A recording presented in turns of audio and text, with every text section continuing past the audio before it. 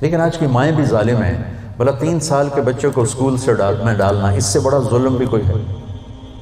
وچے دی پوٹی نہیں کر رہی، وچے پیشاب نے کو اسکول بھیجی جاتی، وہ روتا ہوا جاتا ہے، روتا ہوا آتا ہے، ماں باپ سے فاصلہ پیدا ہو جاتا ہے.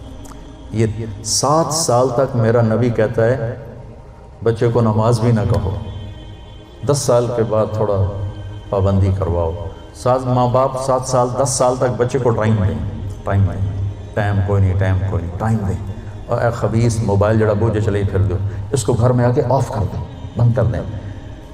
آپ کو میرے نبی کی زندگی بتاؤں. میرے نبی جب گھر میں آتے تھے، نبوت کا غم درد سب باہر چھوڑ کے آتے، مسکراتے تھے، ہنستے تھے، بچوں کے ساتھ کھیلتے تھے، ان کے لیے گھوڑا بن جاتے، حسن حسین کو کمر پہ بٹھا کے کمرے میں چکر لگاتے، پھر ان سے کہتے تمہارا اونٹ کیسا ہے. پھر دونوں بھائیوں کو اتار کے حضرت زینب کو اپنی کمر پہ بٹھا کے کمرے میں چکر لگاتے، پھر ان کے ساتھ کشتی کرتے، پھر ان کی کشتی کرواتے. کیا کچھ نہیں کیا. آپ ان سے زیادہ مصروف تو نہیں ہیں. ایک جہاز سے اترے دوسرے پہ چڑھ گئے، اس سے اترے تیسرے پہ چڑھ گئے. یہ کوئی زندگی ہے بھائی؟ مختصر سے زندگی کے لیے اپنے آپ کو اتنا امبیلنس کر دینا کہ گاڑی کا بیلنس آؤٹ ہو تو فوراً ٹھیک کراتا، اپنے بیلنس کا پتہ نہیں کتھوں دا کتھے آؤٹ ہویا ہے، اس کو بھی تو بیلنس کرو. بچے کو عزت دو، وہ آئے تو اس کے متوجہ ہو جاؤ. جی بھائی. اور بچوں کو میرے نبی نے کہا اکرموا اولادکم، اپنی اولاد کو عزت دو. میرے نبی کو ملنے جب بیٹی فاطمہ آتی، مہینے بعد نہیں آتی تھی، ہر دوسرے دن نال تک آ رہے سے، تو میرے نبی چیئر پر بیٹھے ہیں، زمین پر بیٹھے ہیں، چارپائی پر لیٹے ہیں، جو ہی فاطمہ پہ نظر پڑتی کھڑے ہو جاتے، اور وہیں کھڑے نہیں ہوتے، تیزی سے آگے بڑھتے تھے، اور حضرت فاطمہ کو وہیں دروازے پر ہاتھ پکڑ لیتے تھے اور دیکھو یہاں بوسہ لیتے تھے. پھر ہاتھ پکڑے لا کر پہلے بیٹی کو بٹھاتے تھے، پھر خود بیٹھتے تھے. یہ سلوک تھا ماں بطور باپ اپنی بیٹی کے ساتھ. عزت ان کے اندر ڈالو گے تو عزت واپس آئے گی. یہ ہمارے گھروں میں ٹینشنیں ہیں تو ماں بھی ڈانٹ رہی ہے، باپ بھی ڈانٹ رہا ہے، ماں بھی تھپڑ مار رہی ہے، پیو بھی تھپڑ مار رہا ہے.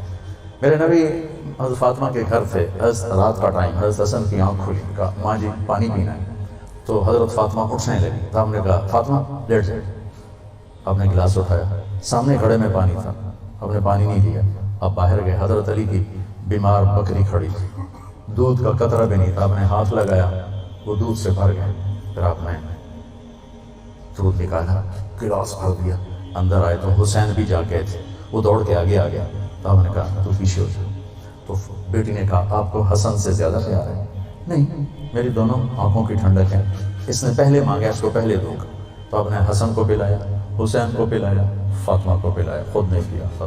پھر کہا فاطمہ تو میں یہ دونوں اور یہ جو سویا ہوا ہے، علی سوئے رہے جاگے نہیں، ہم پانچوں قیامت کے دن اکٹھے ہوں گے. اس واقعے سے کیا سبق ملتا ہے؟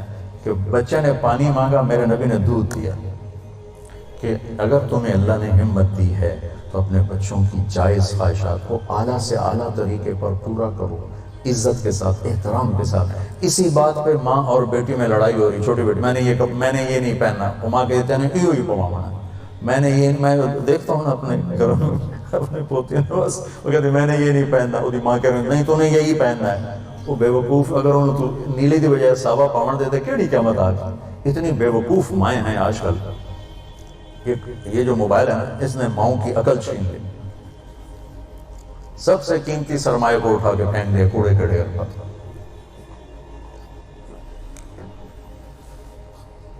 یہ واقعہ ہمیں سبق دیتا ہے کہ اولاد کو اتنا پروٹوکول دو گے تو پھر وہ واپس آئے گا، پھر وہ آپ کو عزت دیں گے. حضرت حسن بصری فرمایا کرتے ہیں، ان کی کنیت ہے ابو سعید، بیٹا تھا سعید.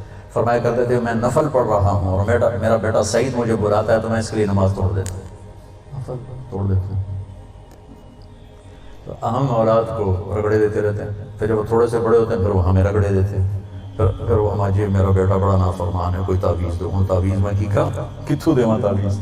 تم نے پہلے ان کے اندر زہر بھرا ہوا ہے، وہ کہاں سے نکلے گا؟ تو بھائی بہنوں، اسلام ایک زندگی ہے، بڑی خوبصورت زندگی، جس کا تھوڑا سا میں نے آپ کو ایک نقشہ پیش کیا ہے. تبلیغ اس کو سیکھنے کی محنت ہے. عبادات اور فرائض تو مختصر ہیں، 5 نمازوں کے بعد اوور، حج کے بعد دوسرے کا مطالبہ کوئی نہیں، زکوٰۃ دینے کے بعد دوبارہ مطالبہ کوئی نہیں، اور حج زکوٰۃ ہے بھی پیسے والے، 1 مہینے کے روزے کے بعد مطالبہ کوئی نہیں۔ لیکن زندگی کیسے گزارنی ہے، اس کا 24 گھنٹے مطالبہ ہے۔ ماں کے ساتھ کیسے ہو، باپ کے ساتھ کیسے ہو، بیوی کے ساتھ، بیوی کا خامند کے ساتھ، پھر دونوں کا بچوں کے ساتھ، بچوں کا ماں باپ کے ساتھ کیسے معاملہ ہو، یہ 24 گھنٹے کی زندگی۔ بھائیو، اپنے نبی کی سیرت پڑھا کرو، اپنے نبی کی زندگی پڑھا کرو، اپنا قرآن پڑھا کرو، آپ کو پتہ چلے کہ زندگی کس چیز کا نام ہے۔ جب اللہ آپ کو توفیق دے، تبلیغ میں 3 دن بھی لگانا شروع کریں گے تو آپ کو بہت فائدہ ہوگا۔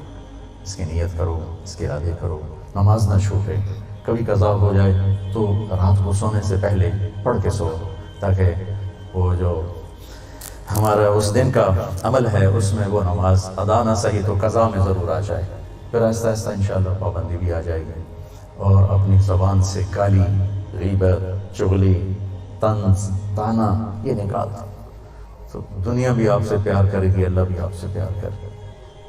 تو سارے بھائی بہن نیت کرتے ہو، وصلی اللہ تعالی علیہ وسلم۔